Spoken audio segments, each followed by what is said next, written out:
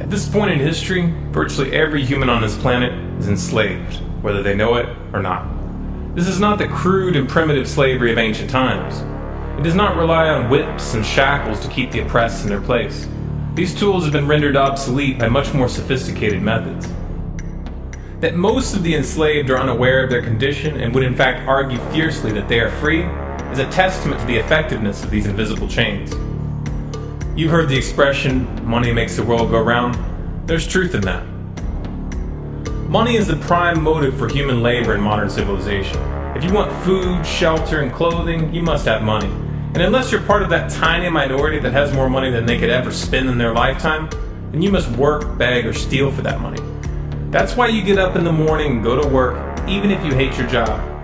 And that's why the specter of unemployment is more terrifying for most people than the prospect of spending 50 years of their life performing menial tasks within the confines of a fluorescent-lit cubicle.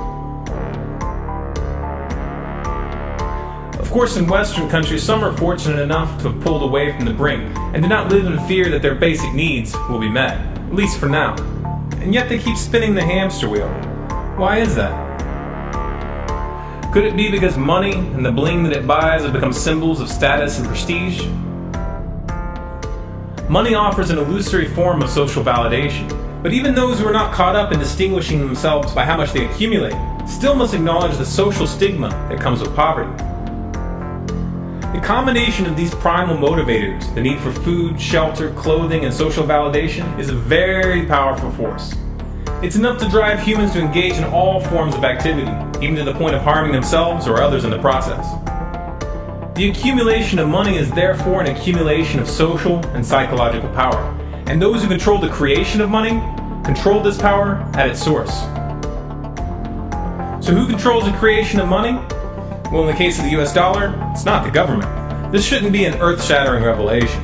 The fact that the Federal Reserve is a private institution owned by a cartel of the world's most powerful banks is quickly becoming common knowledge. Even the mainstream media doesn't deny it at this point. However, the full extent of what this means is only clear when you understand how the banking system really works. And unfortunately, this isn't something we're taught in school. Once you have it explained to you in simple terms, you'll understand why. Every dollar in circulation is loaned into existence by a bank. The process begins with the Federal Reserve when they loan out money to the US government and to other entities. You've probably heard this talked about before, especially in regards to the interest rate on those loans, which the Federal Reserve raises and lowers depending on economic conditions. But what's never talked about in the mainstream is the fact that the Fed isn't actually loaning out money that they have. They are merely typing those dollars into existence on a computer. You may be inclined to believe that this money is based on some physical backing like gold, but you would be mistaken. The Federal Reserve hasn't owned any gold since the 1930s. The Federal Reserve does not own any gold at all. We have not owned gold since 1934. So we have not engaged in any gold swaps. When the Federal Reserve loans money to the US government gives the Federal Reserve government bonds in exchange. These bonds are simply written promises to pay back the money that was loaned to them with interest through taxation. So to be clear here, the government is taking out a loan from a bank that is creating that money out of thin air, and they're expecting you, the taxpayer, to cover that loan. The absurdity of this arrangement is even more obvious when you realize that up until 1913, the US government created its own money and had no need for a bank to play the part of a middleman. That new money loaned out by the Federal Reserve enters circulation through the banks, accumulates in the banks, and in the end the banks end up holding all the cards, not necessarily for the reasons you may imagine. Contrary to popular belief, the majority of money in circulation isn't actually created by the Federal Reserve, but rather by the ordinary banks that businesses and individuals use for their checking, savings, and mortgages. How is this possible? Well, like the Federal Reserve, ordinary banks are allowed to loan out money that they don't have. There are, of course, restrictions. Banks are only allowed to loan out 10 times the amount of money that they actually have. So if Wells Fargo has $1,000, they can loan you $10,000, and they expect you to pay back that $10,000 plus interest. This is called fractional reserve banking. 75% of all money in circulation is created in this manner. Now, as bad as this may seem, this is really only the tip of the iceberg. Most banks structure payment plans so that for many years, you're paying almost nothing but interest, and only start paying down the principal gradually. The result of this strategy is that in most cases, you pay far more in interest when you purchase a house than the house itself is worth. So here's the real question. If all money is created through loans, where does the money come from to pay for the interest? Let's say we reset the system to zero, loan $1,000 into existence, and charge 7% interest.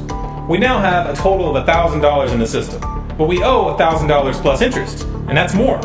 The interest ensures that there's always more debt than money in circulation, because the money to pay the interest doesn't exist.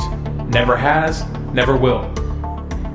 This would be obvious if there was only one loan being issued to one person in this manner, but when performed on a global scale, the reality is hidden and is transformed into a game of musical chairs where the person ending up without a seat faces bankruptcy and financial ruin.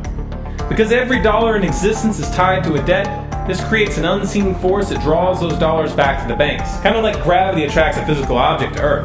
The catch here is that it's the labor of the people that moves that money. Every hour that you work to pay back a loan or to keep the government from throwing you in jail over income taxes is an hour worked for the banks. The total receipts from personal income taxes just barely covers the interest on the national debt. And even the principal for that debt all ends up back in the hands of the banks. And remember, that bank created that money out of nothing. Once you understand that the money that banks loan out isn't actually an asset, but is in fact a piece of legal fiction, it should be clear that you're working for these banks for free. This is a cleverly disguised form of slavery. If you manage to pay your monthly payments, then you are a successful slave, and you are allowed to keep the material comforts that come with that status. But if for some reason you fail to make those monthly payments, then the bank or the IRS comes to take your house, your car, and anything else you have of value. And if somehow, even with this enormous financial advantage, the banks still get themselves into trouble, you, the taxpayer, will be forced to bail them out. No matter what, the banks win. To say the game is rigged is an understatement. You might be inclined to think that if you live outside the United States and you don't use dollars, then this situation has no bearing on your life. But you would be wrong.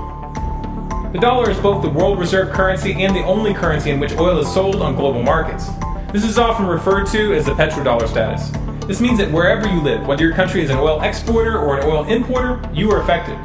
If your country is an oil importer, then you are affected by the fact that in order to keep your country running, you have to acquire dollars. To acquire those dollars, you have to send goods and services to the United States or to someone else who did. Likewise, if your country is an oil exporter, you are affected by the fact that you send your oil to the US in exchange for this debt-based money. You are exchanging something of real and tangible value for digits on a screen.